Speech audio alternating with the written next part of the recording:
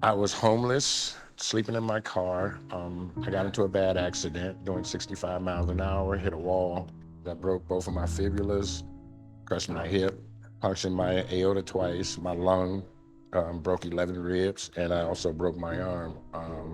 So I have metal all over. And as soon as I was able to transfer from the bed to the chair to the toilet, um, I thought I was going to end up back on the street because I had nowhere to go.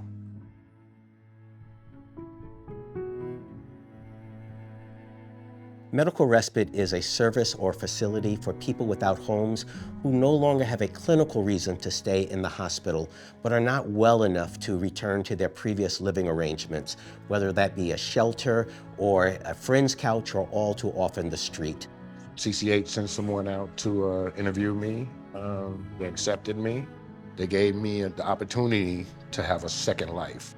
They motivated me. I went to physical therapy twice a week instead of one time a week. Within 12 months, I was walking. So without medical respite, they never have a chance to heal, and they end up back in the emergency room, back in the hospital, in poorer health and at greater cost to the healthcare system. Medical respite fills a gap between hospitals and shelters. It has helped to shift people from being in a crisis health status to using more primary health care. So they become more stable in their healthcare use, they become more stable in their health improves, and ultimately that makes it possible for them to become more stably housed and escape homelessness. And now got a townhome.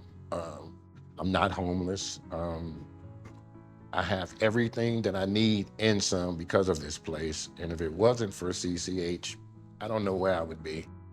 Kaiser Permanente has really been a champion for investing in and expanding medical respite capacity across their markets. When we started talking about developing a certification process for medical respite, Kaiser was one of the first partners to jump in and say, hey, we really see the value of this, and we really want to invest in building high quality services, medical respite services across the country. Medical respite certification allows medical respite programs to really tangibly demonstrate that they embody the core principles and values of the field, and that their services align with existing established best practices and standards of the field.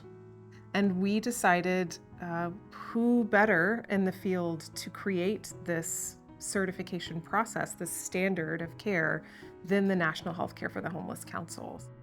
We want to see people treated with dignity, have their healthcare needs addressed, and for people without homes, it really does not happen without medical respite. We want to end homelessness. We want to end this healthcare crisis for people without homes, and medical respite can play a small but a very important part in addressing this crucial need and ending homelessness. They're here for you when you least expect them to be. You know, you're not used to someone giving you that attention and being there for you when you need it. And this place was there. When I got here, I had no clothes. I had hospital clothes. Through the grace of God, I'm sorry, I'm getting kind of emotional, saved my life. It's already hard enough to be homeless. It's hard enough to have healthcare issues. It's hard enough to just get through our world every day sometimes. Adding all of that together in a day for a person is really hard. It is all of our jobs, all of our need to invest in the community around us. And that's not just the people we go to lunch with, or the people we work with, or the people we go home to. It is the people around us that don't have homes. We're all a big community, and the more we invest in that with each other, I think the better everything will be for everyone.